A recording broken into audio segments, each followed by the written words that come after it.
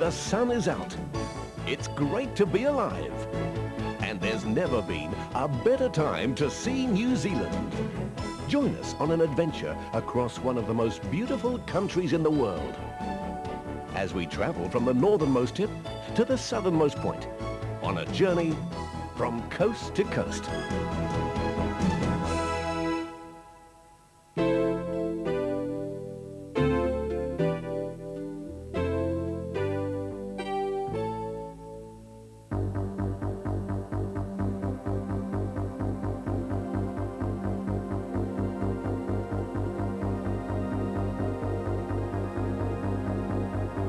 At the tip of the North Island, a timeless lighthouse looks out over the spectacular sea views of Cape Reinga, where the Pacific Ocean and the Tasman Sea meet.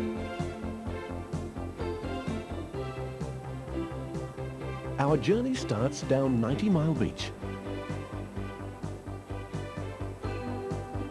a magnificent unbroken stretch of white sand they call the Desert Coast. 150 coastal islands, all waiting to be explored in the Bay of Islands.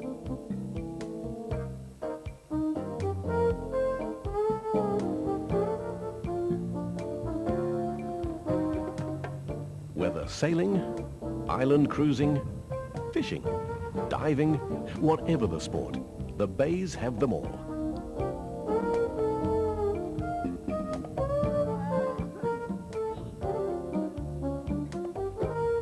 How do we find our way around?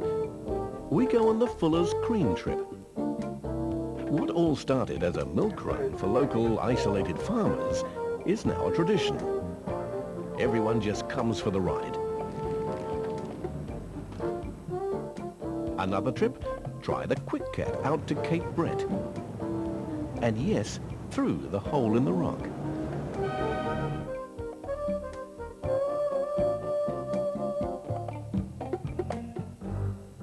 All around, the deep crystal clear water hides some of the world's best game fish.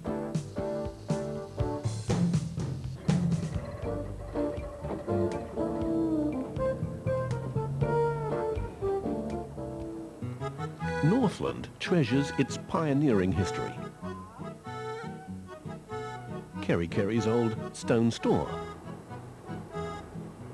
and Kemp House, two of New Zealand's oldest buildings.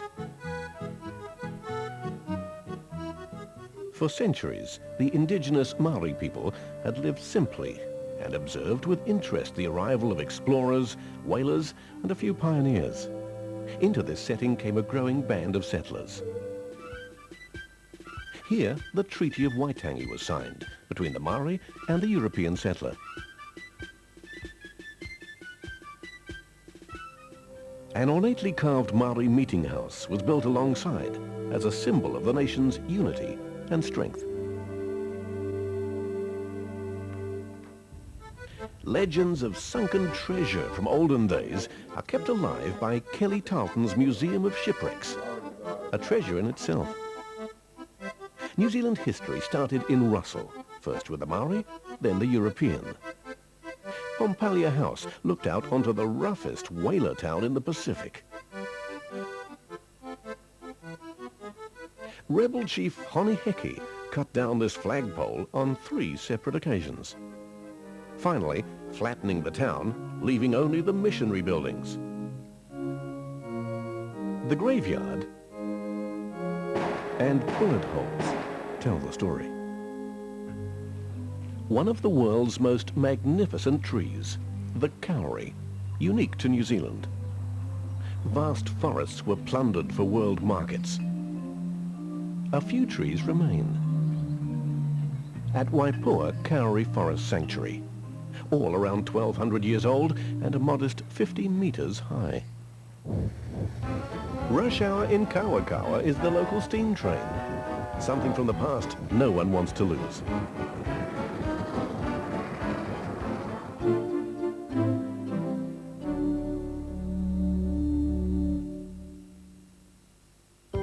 The Harbour Bridge welcomes us to Auckland, city of sails.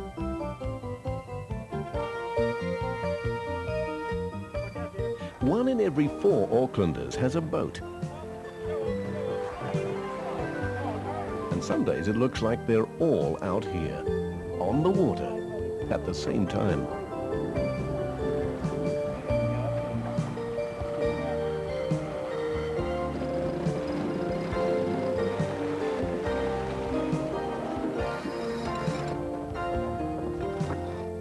Whichever the direction, beaches, isolated coastlines, and scattered far-off islands continually invite you.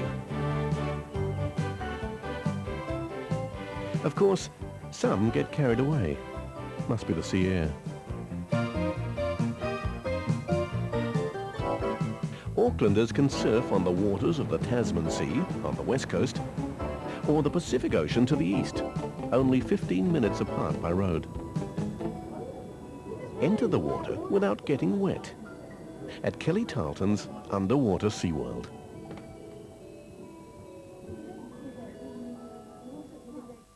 Aucklanders enjoy the sea throughout the year. In summer, this is the place to be.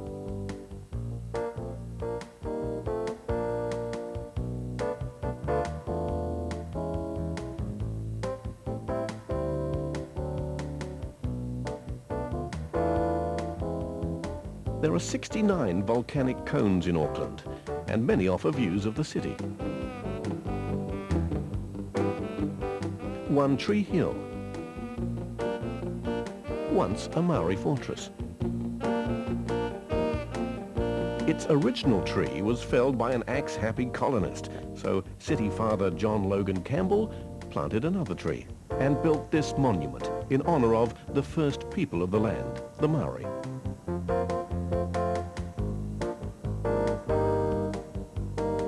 No matter where you go in Auckland, you can usually see Rangitoto, the floating island. Only 800 years ago, Rangitoto thundered up from the seabed to become New Zealand's youngest volcano. The stately Auckland Museum.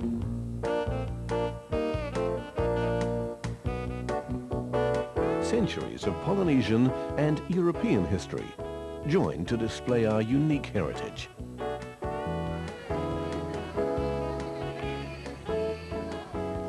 Auckland, in fact, has the largest population of Polynesians in the world.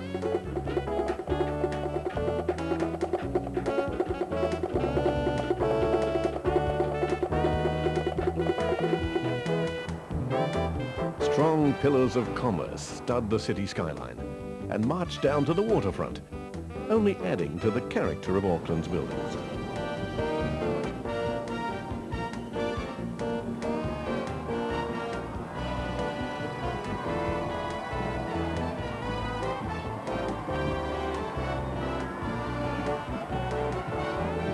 Main Street, Auckland, is Queen Street.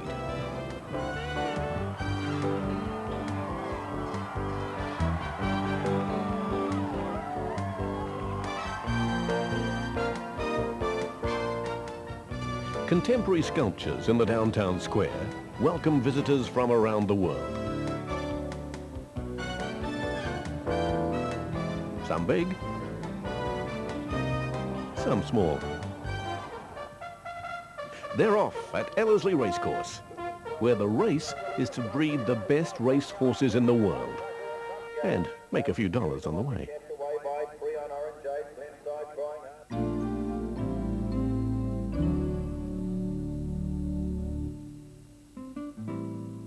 Gentle and elegant Cambridge, famed for its fine thoroughbred stud farms. Ask anybody and they'll tell you the best horses come from here. This could be the Mississippi. So the best way to travel is by paddle steamboat.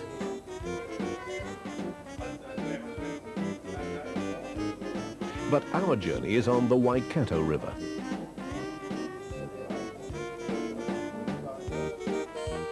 There are many ways to ride New Zealand's longest and most powerful waterway.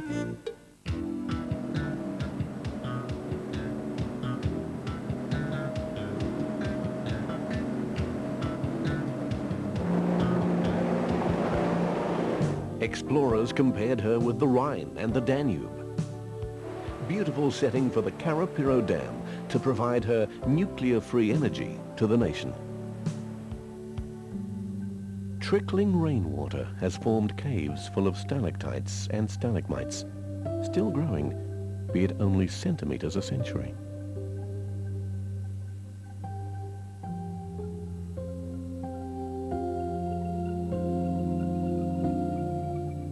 Also at Waitomo Caves, thousands of glowworms have created an underground galaxy that attracts insects and tourists.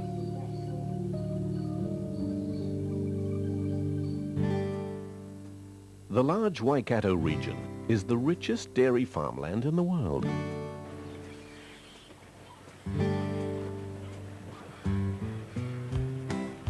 Which perhaps explains why her farmers are world pioneers in automated dairy technology. But it still doesn't explain how green grass becomes white milk.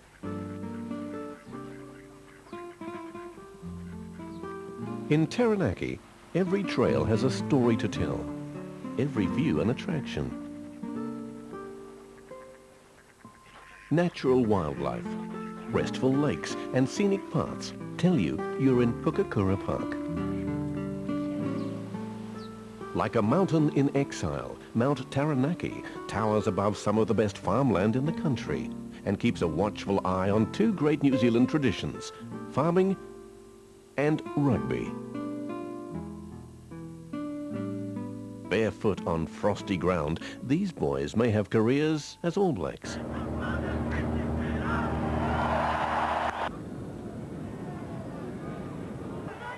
The All Blacks are New Zealand's national rugby team, with an international reputation to defend.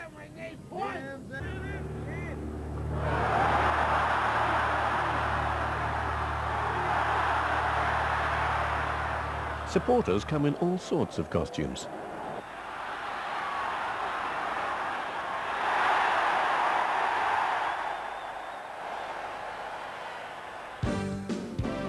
A $2.5 billion world leader in the synthetic production of gasoline is based here at Motunui.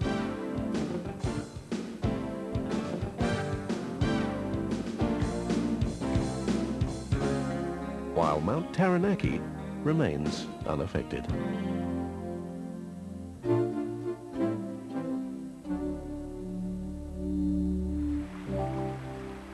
The Coromandel is New Zealand as it was. A wilderness of rugged hills, ridges, bush, and gold mines.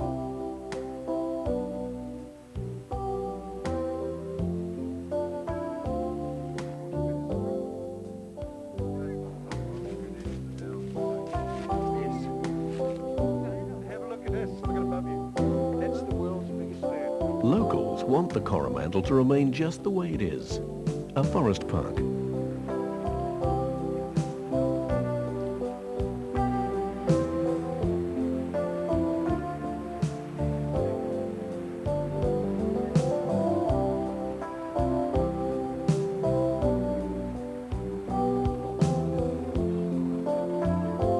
Things and places here are judged by their character, like the Driving Creek Railway, a journey uphill to nowhere, just for the fun.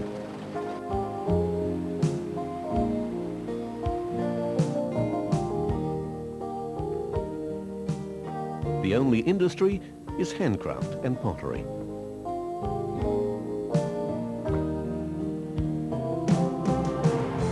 Gothic-arched Cathedral Cove.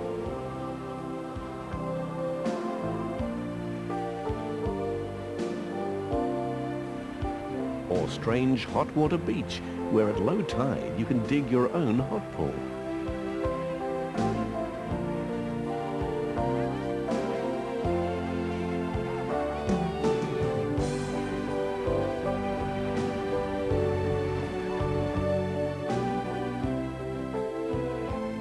Some of the sandy bays and unspoiled coves that are full of surprises along the Coromandel Peninsula.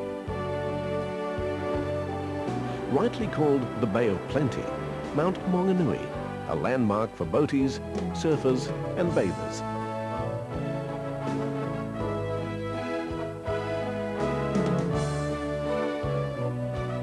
Down the way is Te Puke, kiwi fruit capital of the world,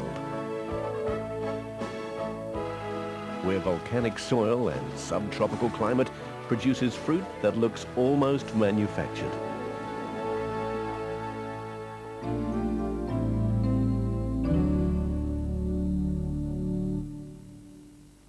The indigenous people of New Zealand, the Maori, welcome us to Rotorua. The Wero, or challenge, seeks to establish whether we, the visitor, come as friend or foe.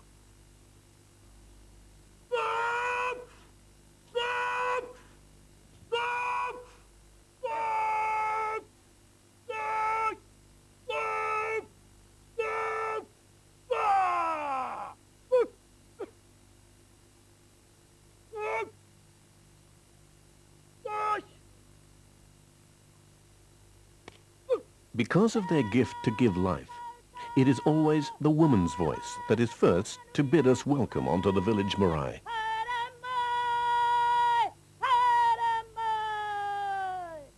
Friendship is determined when the dart is picked up.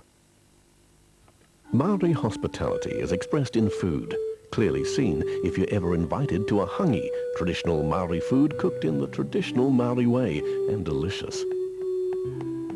To the Maori, carving and weaving are not merely handcrafts, but silent orators of a living tradition, kept alive at Whakarewarewa.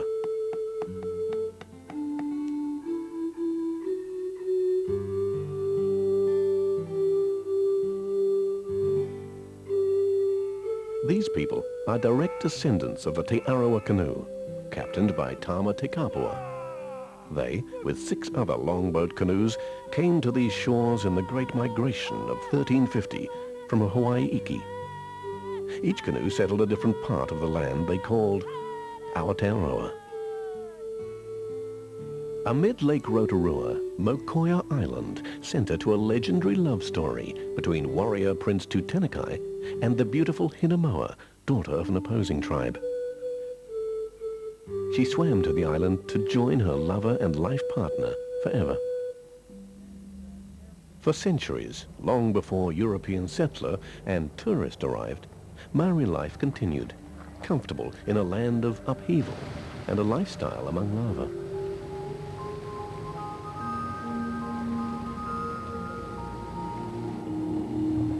One of the world's most active volcanic zones.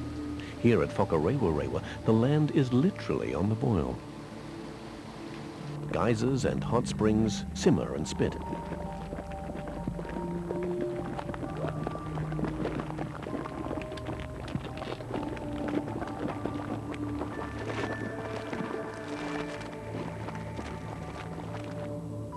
Recent eruptions formed these boiling lakes and cliffs.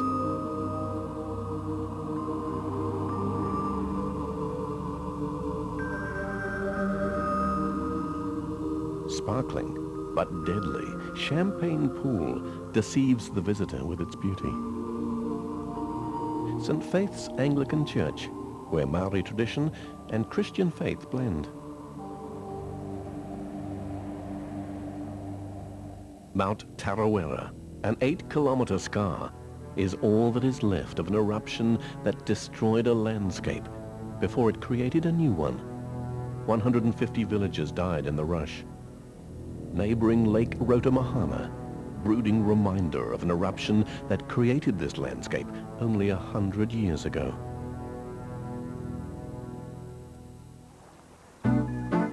If you feed them now, you'll be sure of a heavier catch later. Rainbow and brown trout, farmed to ensure abundance.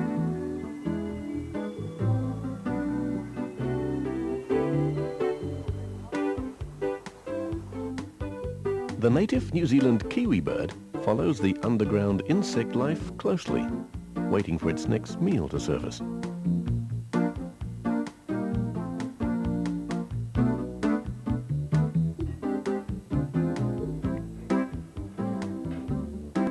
New Zealand's first tourist centre, Rotorua still enjoys its visitors. and make sure there are plenty of sideshows.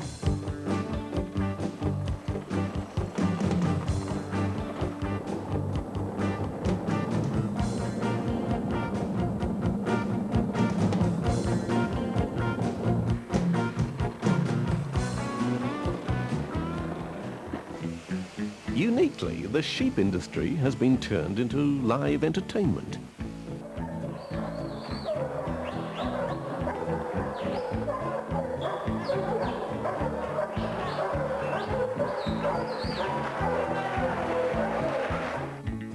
Cunning dog versus independent-minded sheep. Reluctant friends, but entertaining foes.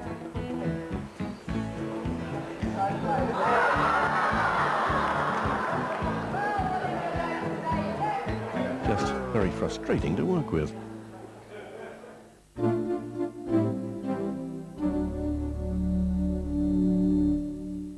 Separated by forest and mountain from the rest of New Zealand, life on the East Cape has always been a little different.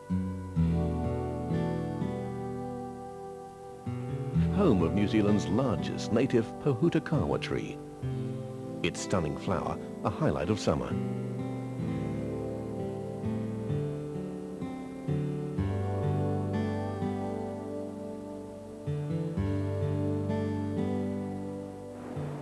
First coast to see the sun in New Zealand. Expansive beaches look out over waters that brought explorer Captain Cook.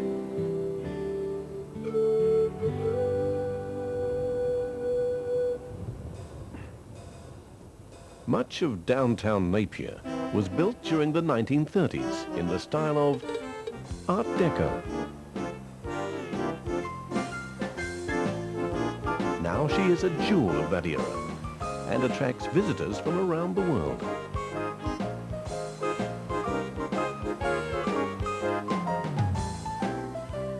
This is suburbia for Australian gannets, Cape kidnappers, their only mainland nesting place in the southern hemisphere.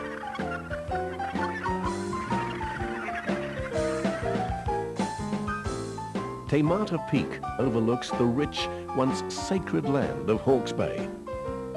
Dreamy, lush lowlands of pastoral beauty.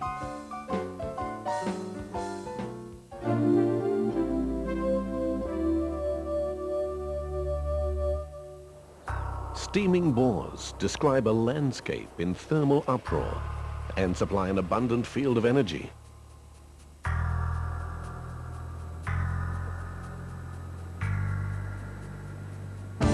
Nearby, one of New Zealand's grandest sights, the magnificent Hooker Falls, hurtles water into the Waikato River.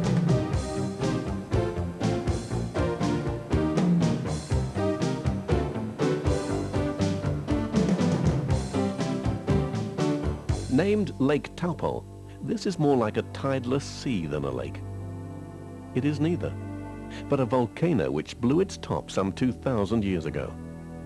Now peaceful, Lake Taupo has been called the world-famous trout factory.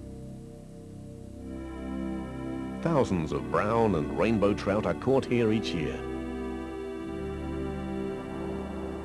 Facing the lake, a Maori hamlet called Waihi Village, designed by Maori for Maori.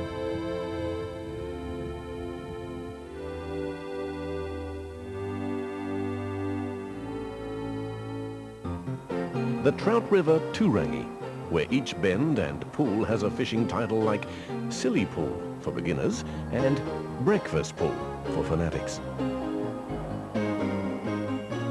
Tongariro National Park, where alpine forest, desert and wilderness offer glimpses of our planet in the making.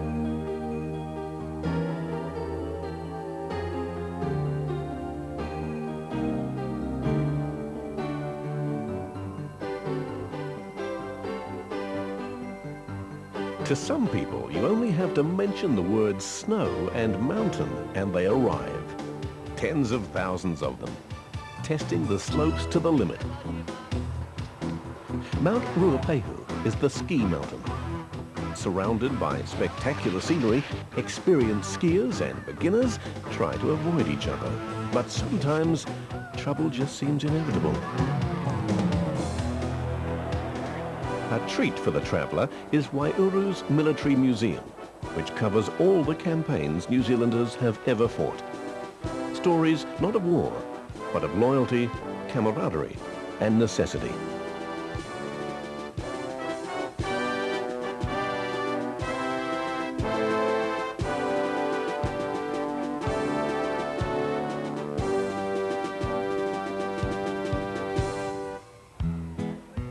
In the Wairarapa, farming is a way of life, a culture. Here, beast is matched against beast for size and speed. Farming, competitive farming, is the name of New Zealand's game.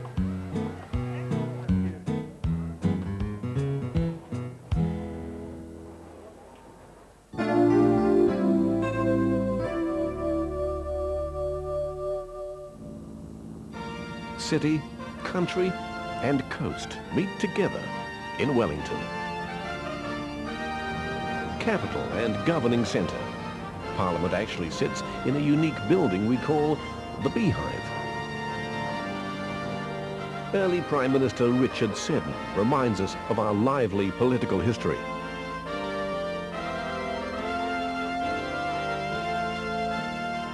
Wellington is a city full of personality, with many old colonial government buildings.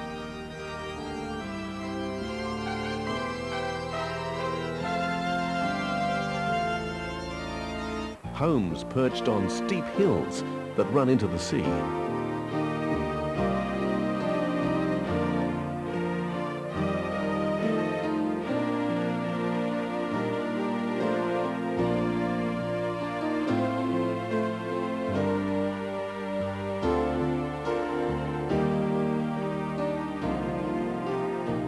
Presenting a fine mix of old and new buildings made to host and entertain.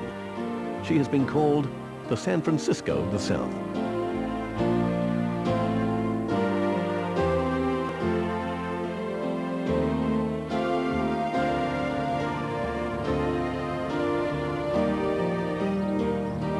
The cable car only reinforces the image.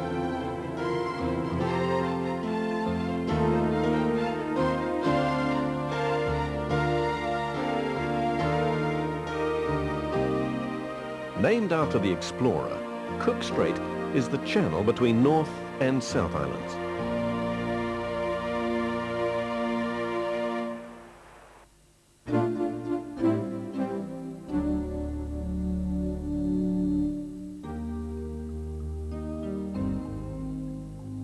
Queen Charlotte Sound is the first sight of land to greet you as you travel south on the Inter-Island Ferry.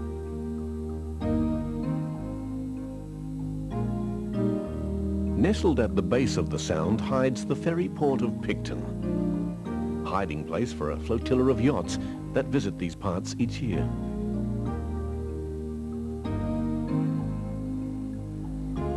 Over 100 years ago, the Edwin Fox brought 751 settlers to these parts. Her restoration is underway. Follow the road to Kaikoura's rugged coast.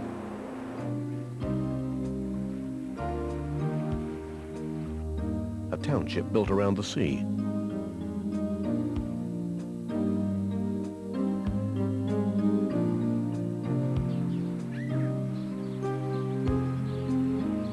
Where man and mammal share in the resources of this unique location.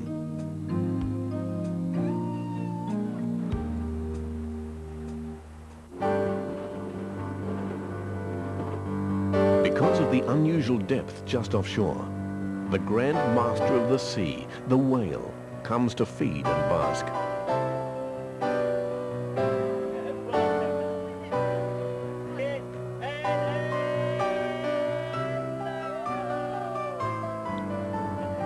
The only place in the world where they can come all year round.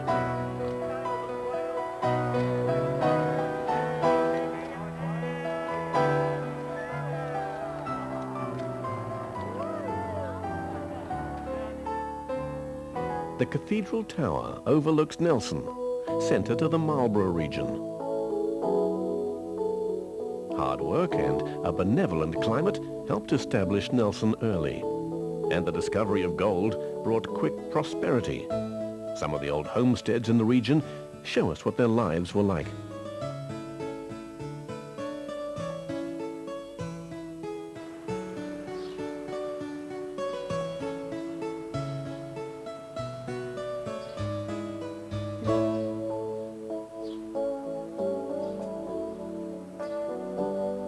The region is a major grower of apples and wine. Several vineyards produce international award-winning wines.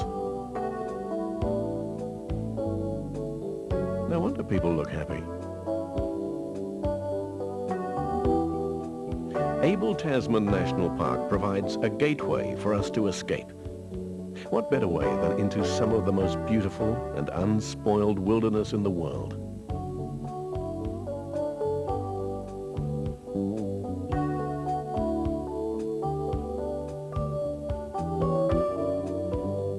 The bush-clad mountains of Abel Tasman offer both exhilarating and interesting hiking.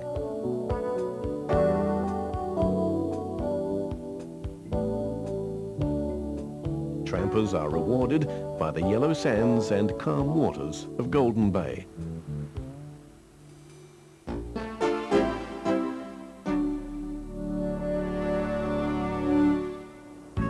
Carved through the mountain spine of the South Island, Buller Gorge is our gateway to the Wild West.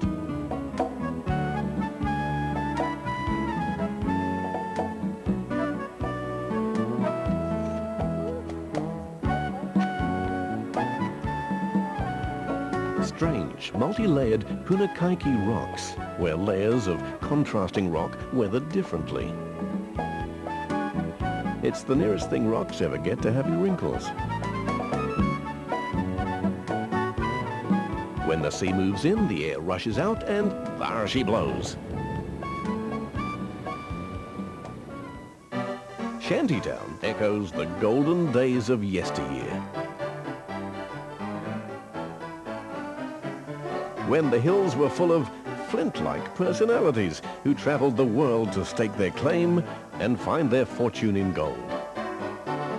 Some did, some didn't. And this town was built of those who did.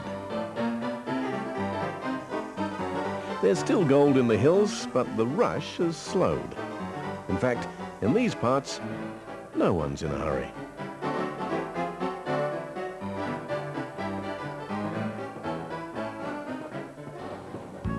In Hokitika, centuries before Europeans fought for gold, the Maori fought for greenstone or jade.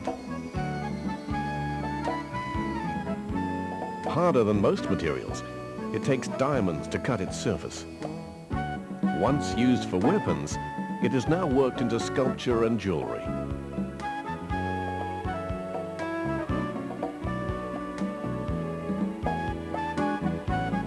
New Zealand's rugged and unique west coast.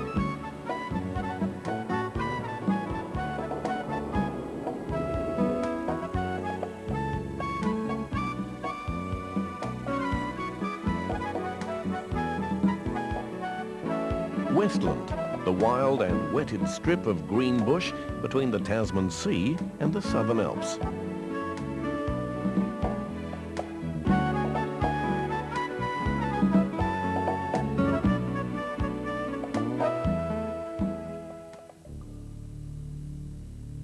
The Lake District, where the calm waters of Maporika and Matheson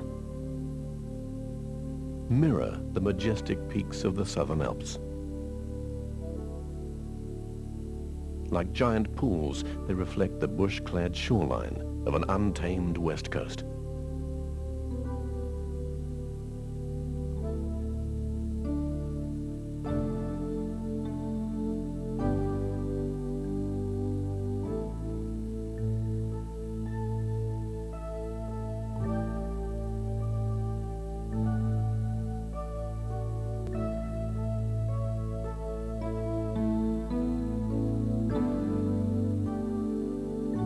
Watch out for your food.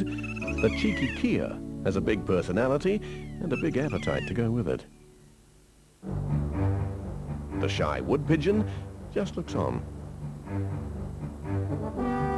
The best way to see Franz Josef Glacier is by air.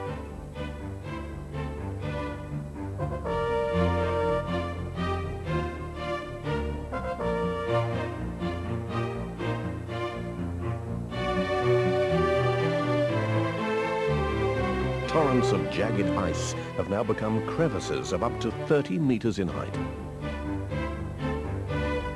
A river of ice carving its own valley at a couple of centimeters a day.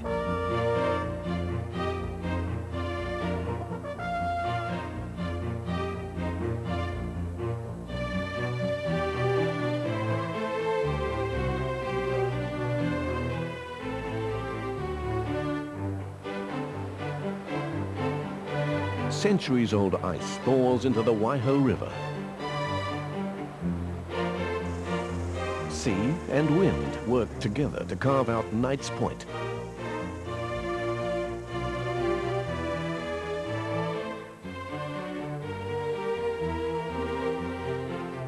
As the road rises rapidly from the west coast up towards snowy mountain peaks, we head for the Haast Pass.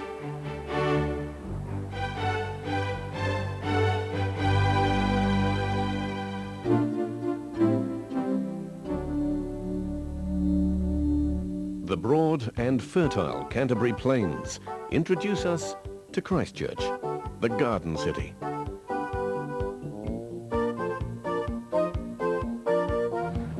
A city on the flat and a cyclist's paradise.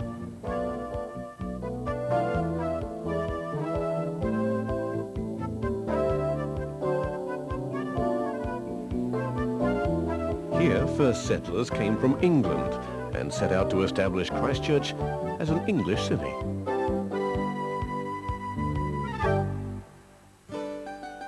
The English public schools tradition lives on at Christ College.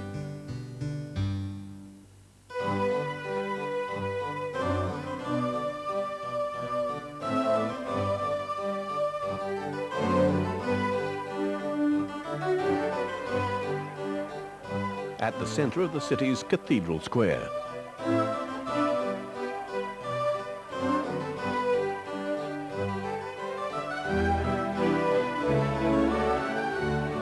Landmark and gathering place for people, ideas and eccentrics.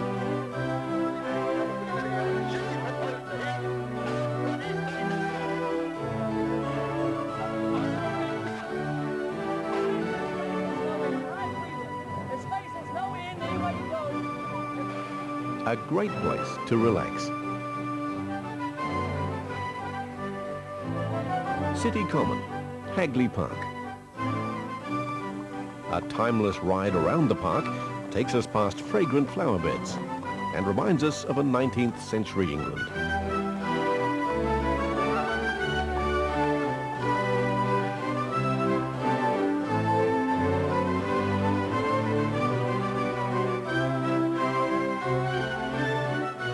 Alongside, the Avon River meanders through the town, decorated by punts, floating by at a leisurely pace. Now, what could be more English than that?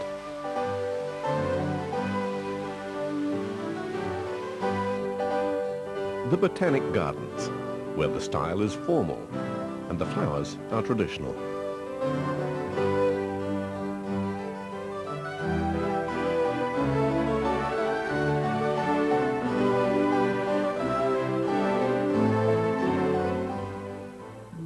In recent years, Christchurch has served as the setting-off point and supply base for expeditions to the Antarctic.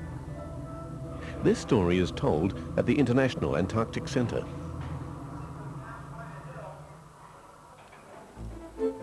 A ride in the gondola up Mount Cavendish is rewarded by panoramic views of the city and plains.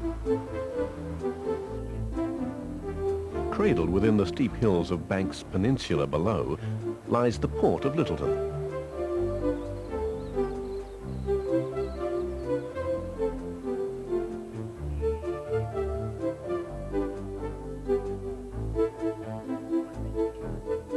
But the crystal clear day draws us inland to a greater beauty, starting with the milky blue waters of Lake Pukaki.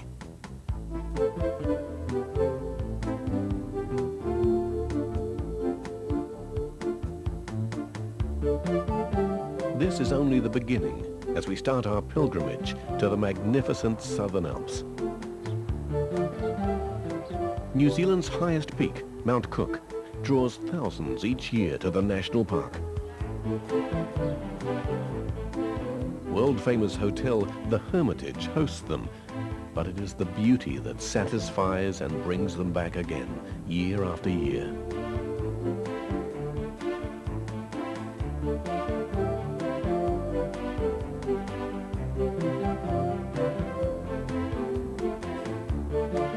A place as vast as this has more beauty than just a walk reveals. Much of her splendor is hidden and can only be seen from the air.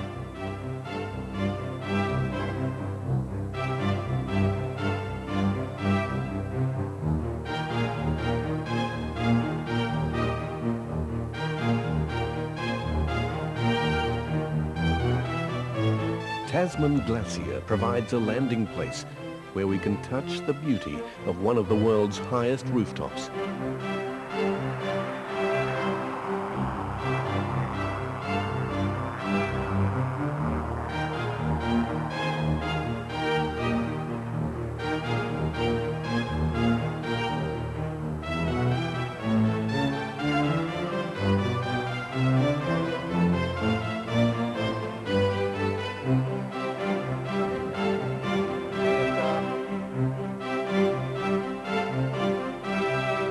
The impact of the experience is written on the face of its visitors.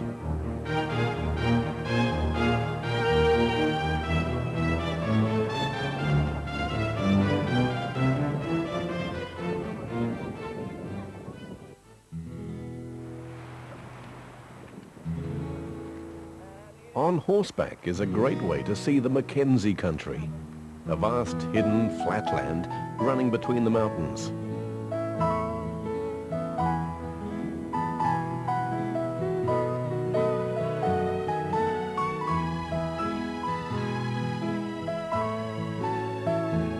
The climate is dry and harsh, but sheep thrive in the high country.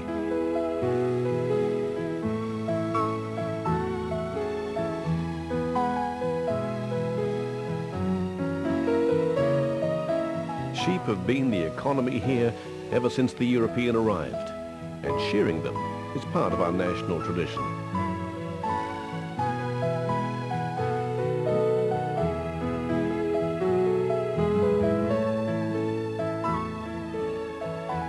Honoured and remembered by the statue at Tekapo, the sheepdog is much responsible for New Zealand's success as a sheep breeding country. In the high country, sheep must run free to get feed. The only way they can be gathered is by the trusty border collie.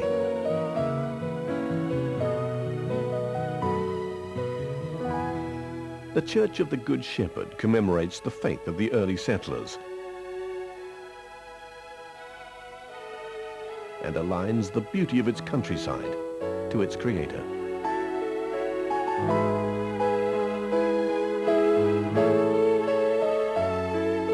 From this wild and remote region comes the ability to live in the sophisticated 20th century.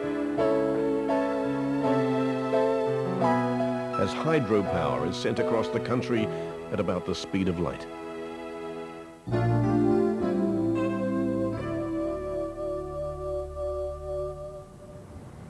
If Christchurch were England, then Dunedin would be Scotland. Rightly, she's been named the Edinburgh of the South.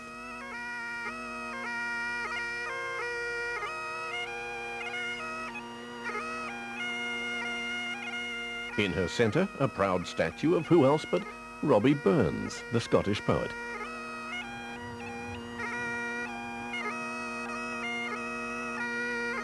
Robbie's nephew, no less, was Minister of St. Paul's, the city's Anglican cathedral.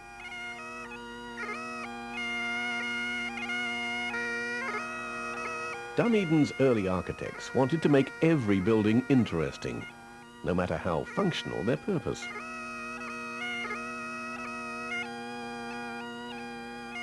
Larnac Castle has become a monument to the period.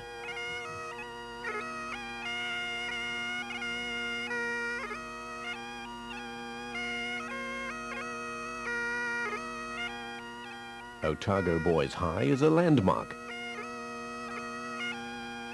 and the law courts a symbol of justice.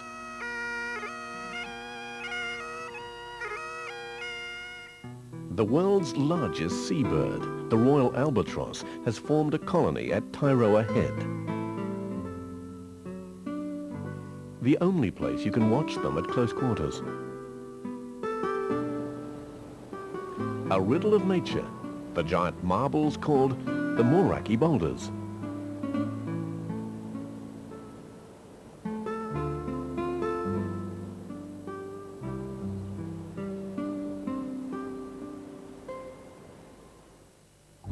High in the hills, we come to the tranquil waters of Lake Wanaka.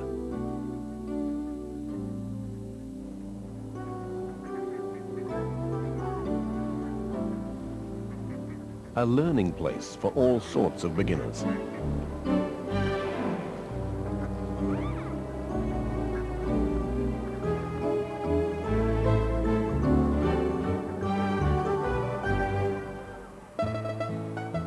Arrowtown was built on gold fever.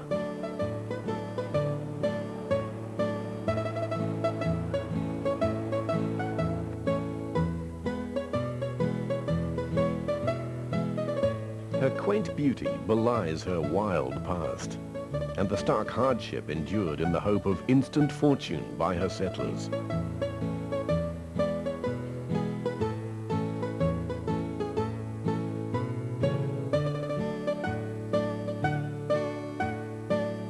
Late on the scene were the Chinese migrants. Downtrodden by many, their rustic homes reveal their rugged existence. In those days, sluicing was used as an effective way of searching for that elusive mineral, gold.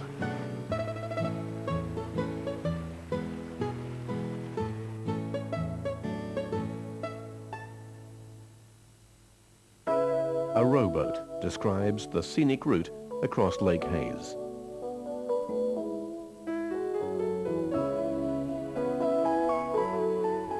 The beautiful Queenstown, alpine village of the south. Stop-off point for thrill seekers, adventurers and tourists.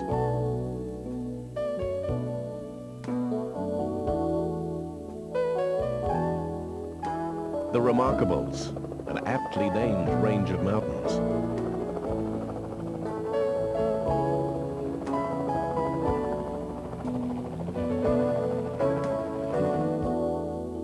Lady of the Lake, the SS Earnslaw, has been taking visitors across these waters for over 80 years.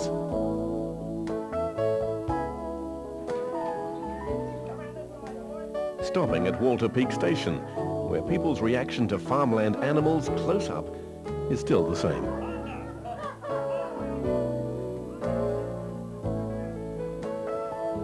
And the reaction of farm animals to people is still the same.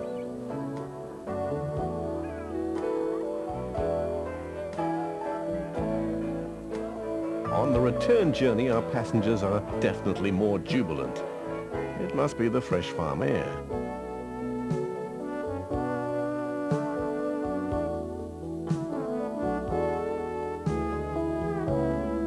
After we have explored the surrounds, it's time for a ride on the Skyline gondola.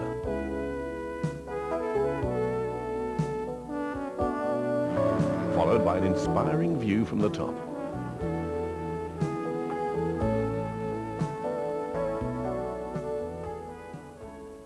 There are other ways of experiencing the scenery.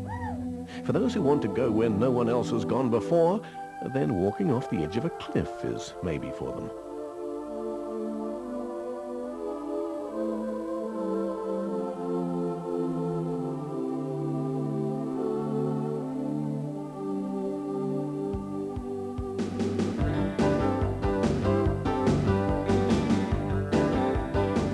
Bungee jumping is as easy as falling off a log, except that the log is a 300-foot high span bridge.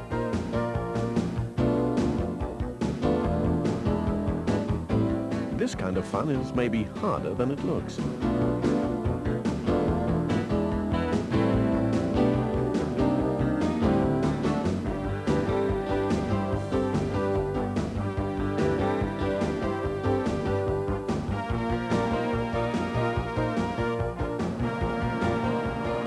Another New Zealand invention, the jet boat, riding, or is it flying, down the Shotover River.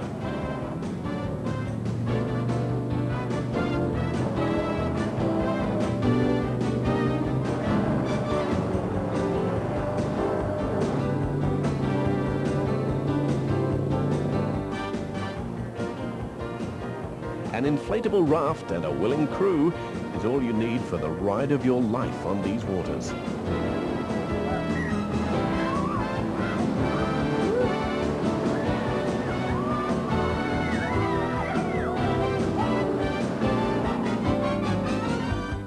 Some of the best skiing in the world, found in the virgin powder snow of Coronet Peak. All in and around Queenstown.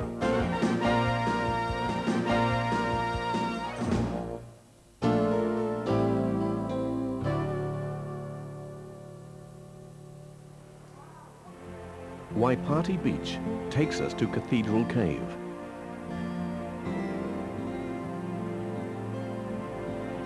Seams of coal gleam darkly on the walls.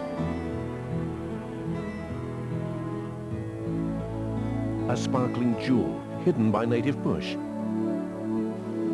Purukanui Falls.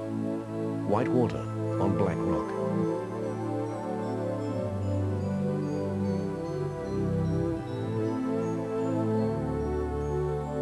Green hills dotted by white sheep. Now that's New Zealand. Our southernmost point, Bluff.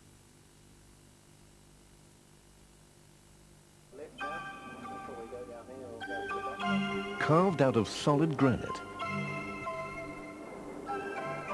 deep below Lake Manapuri. West Arm Power Station, producing 750,000 kilowatts of power.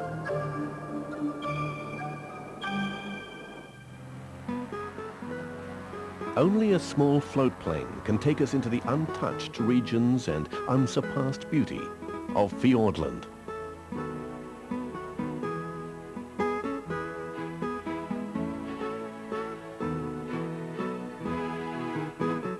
A lake within an island, within a lake. Part of a national wonderland just waiting to be discovered. Coves, sounds, peaks and islands. This is the promise of Fiordland.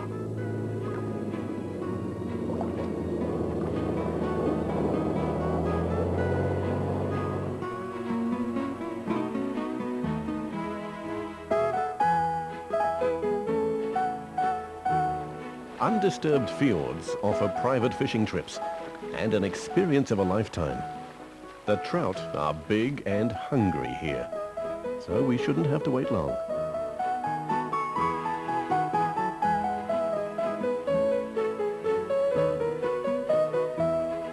A short launch trip will take this bunch of hardy trampers to the start of a 3-day trek considered one of the most spectacular in the world.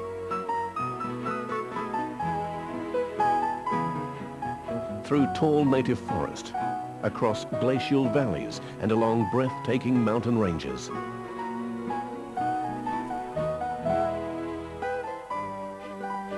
Sighting Sutherland Falls, one of the highest on Earth.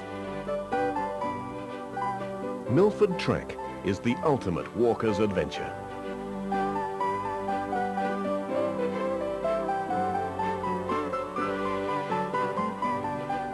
What better to follow than a restful trip through the showcase of beauty called Milford Sound.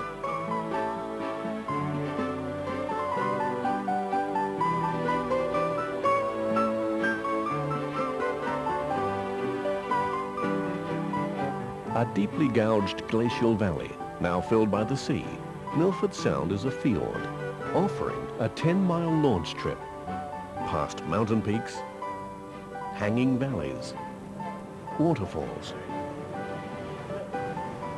and wildlife.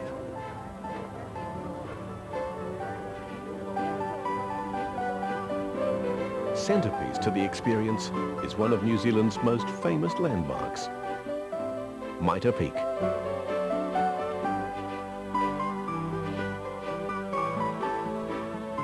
Whatever her mood, this majestic mountain reigns over the landscape with a lofty beauty and is at its best when crowned with snow. Mitre Peak ends our journey from coast to coast. When you've seen New Zealand, you've seen one of the most beautiful places on Earth.